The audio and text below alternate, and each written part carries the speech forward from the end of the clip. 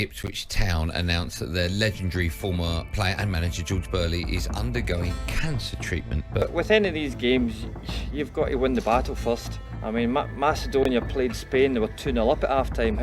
How did Spain play? They battled away and won the game. And that's exactly what we did on Saturday. George Burley, 69, is currently undergoing treatment for pancreatic cancer, a diagnosis he's described as a pretty tricky one. But to understand how he found the strength to face this battle, we need to look back at his career, because for George, this was just another test, much like the struggles he faced throughout his time in football. Let's go back to 2001. George Burley was at the absolute peak of his powers. He was named Premier League Manager of the Year, beating none other than Sir Alex Ferguson to the award. He'd just guided newly promoted Ipswich Town to an incredible 5th place finish, securing a spot in the UEFA Cup. This was a man who knew how to succeed when given the right environment. But his career would soon take a series of difficult turns, starting with his time as Scotland manager from 2008 to 2009. This period was marred by disappointing results as he tried to lead Scotland to the 2010 World Cup.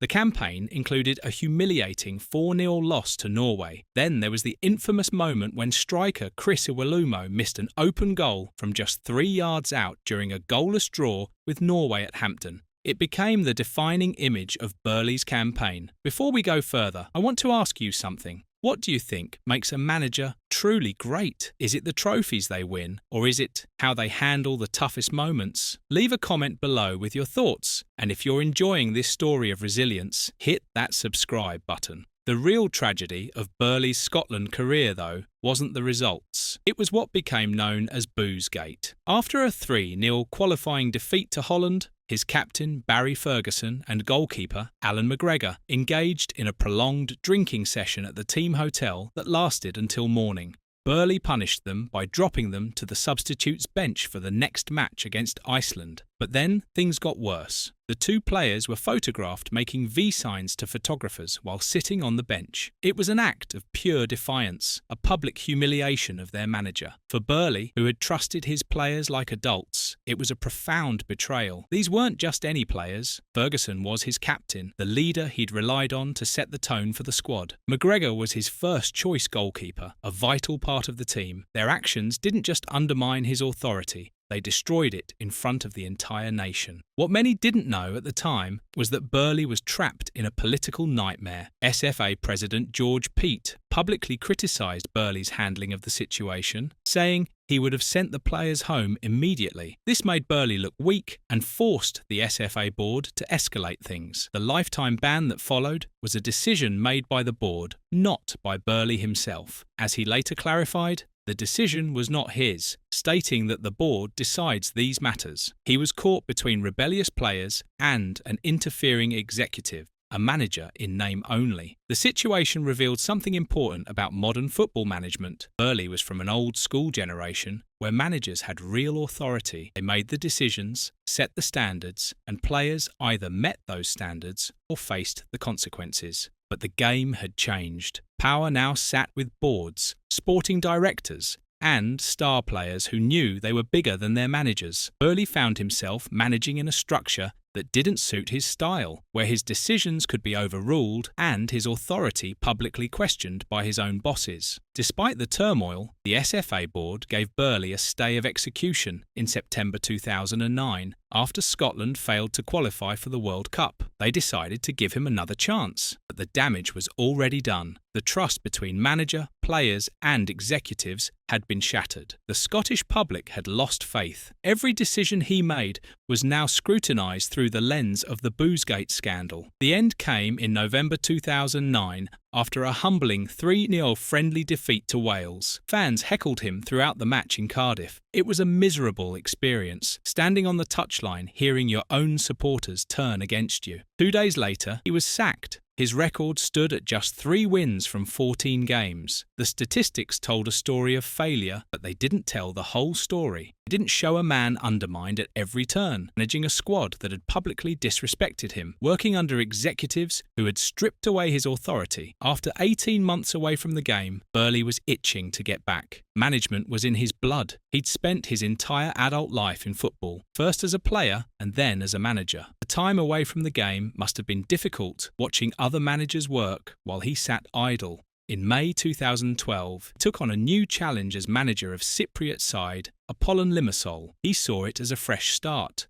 a chance to prove himself again away from the intense scrutiny of British football. What happened next was shocking. He was sacked in September 2012 after just 2 official league games, 1 win and 1 loss. This bizarre ending became his final managerial role. 2 games. After 21 years in management, his career ended after 2 matches. Rumours swirled about what happened. Local media reports suggested he'd lost the dressing room, or that his dismissal was related to the nightlife. The whispers suggested Burley had been unprofessional, that he'd been more interested in enjoying Cyprus than managing the team. But the club president, Nikos Kyrgios, shot down these rumours, stating that things get out of proportion on a small island like Cyprus. The real reason was a growing rift with the South American sporting director, Daniel Quinteros, over a different philosophy on how the team should play. Quinteros wanted one style, Burley wanted another. Neither would compromise. In the end, the sporting director won.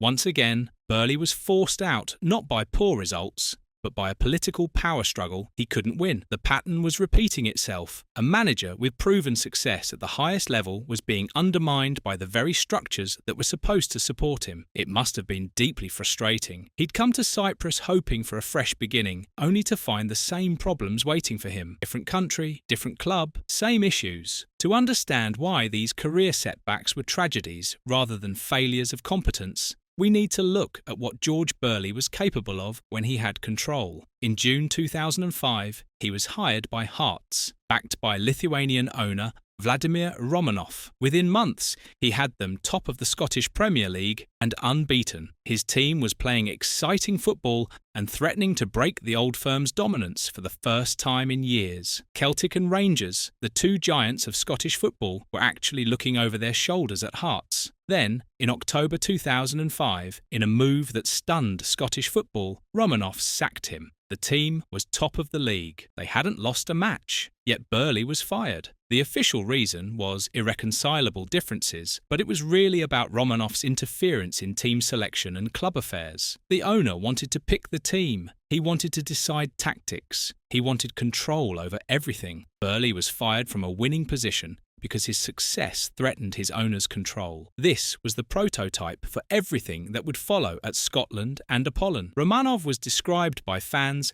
as a dictatorial crackpot, a man whose ego was bigger than the club itself. For Burley, it must have been maddening. He'd done everything right. The results were there. The performances were excellent, but none of it mattered because he'd made the mistake of working for someone who valued control over success. But the real George Burley, the one who shows his true character, is found at Ipswich Town. He joined the club as a 15-year-old apprentice in 1972. His senior debut saw him marking the legendary George Best, one of the greatest players ever to play the game. It was a baptism of fire for a young defender. He became a cornerstone of Sir Bobby Robson's celebrated team, making 394 league appearances and over 500 in all competitions. He was part of the squads that won the 1978 FA Cup and the 1981 UEFA Cup. He was inducted into the Ipswich Town Hall of Fame in 2009. As a player, Burley had learned what it meant to be part of a successful team under a legendary manager. Robson taught him about building something lasting, about creating a culture of excellence. Those lessons stayed with him throughout his career. When he returned as manager in December 1994, he showed what he was truly made of. He built an exciting team that suffered 3 consecutive agonising playoff semi-final defeats in 1997, 1998 and 1999. 3 years in a row,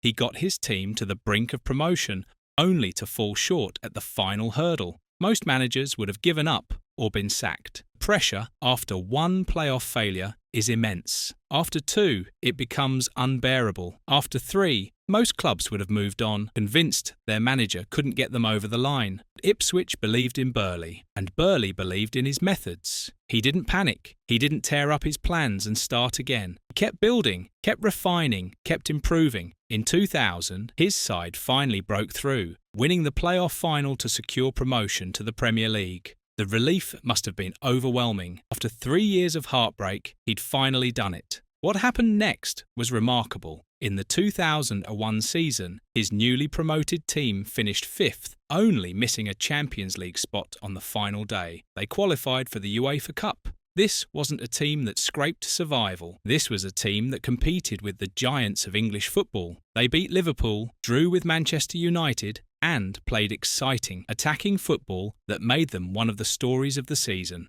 For this achievement, he was named Premier League Manager of the season, beating Sir Alex Ferguson. This was George Burley at his best, showing incredible resilience through repeated setbacks to achieve something special. This is the context that makes his later struggles so frustrating. This wasn't a manager who didn't know what he was doing. This was a Premier League Manager of the Year, a man who'd taken a newly promoted team, made them compete at the highest level. Yet, when he moved into environments where he didn't have control, where politics and interference dominated, he struggled, not because he lacked ability, but because the structures around him were broken. This is the man who faced pancreatic cancer in 2024. When Ipswich Town released their statement in September confirming his diagnosis, Burley balanced vulnerability with his characteristic optimism. He admitted it had been a difficult time, but said he was feeling much brighter and was even able to get to matches at Portman Road. Even while fighting cancer, he wanted to be around the club that meant so much to him. The treatment was grueling, lasting approximately 8 months. First came a long diagnostic road after he felt unwell early in the year. Initial tests were clear, but persistent symptoms, including significant weight loss and digestive issues,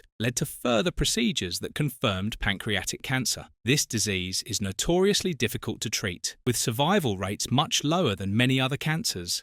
Burley himself called it a pretty tricky one, a typical understatement from a man who'd faced adversity his entire career. He underwent 6 rounds of chemotherapy that successfully shrunk the tumour by a third, making the next stage less dangerous. Then came a major operation lasting 8 to 9 hours to remove the tumour. 8 to 9 hours on an operating table at 68 years old. The surgery was followed by a 3-week hospital stay to recover from side effects. The recovery period itself was challenging, dealing with the physical toll the operation had taken on his body. Finally, he had another 6 doses of chemotherapy to ensure everything was cleared out, completing the aggressive treatment plan. Throughout this ordeal, Burley maintained the same mentality that had carried him through his career setbacks. He didn't dwell on the unfairness of the diagnosis or let fear consume him. He simply accepted it as another challenge and got on with fighting it. The support he received this time was completely different from his Scotland days. Ipswich Town, Hearts, Derby County, and even the Scotland national team all issued statements wishing him well. Football world had his back. This outpouring replaced the memory of the embattled 2009 figure with that of the universally respected Ipswich legend. It was a reminder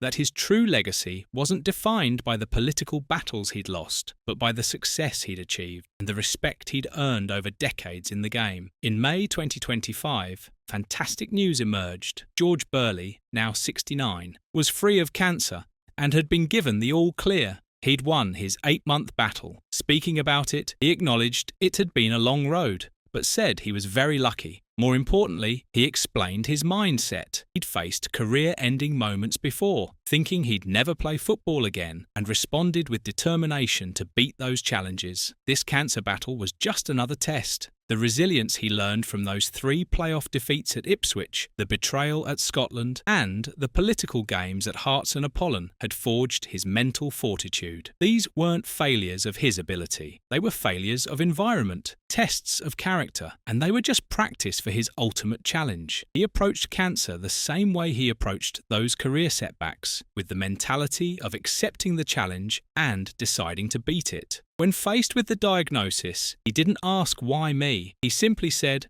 "All right, let's beat that." George Burley's story isn't one of tragedy, it's a story of fortitude. He's been seen back at Portman Road, where he's noted the powerful community support, with people stopping him to share their own cancer stories. The connection between him and the Ipswich community has always been strong, but this shared experience of battling illness has deepened it further. His career had prepared him for this moment. The man who kept going through 3 playoff heartbreaks, who endured public betrayal and political interference, who was sacked from winning positions because he was too successful, used that same strength to defeat pancreatic cancer. That's not sad, that's inspirational.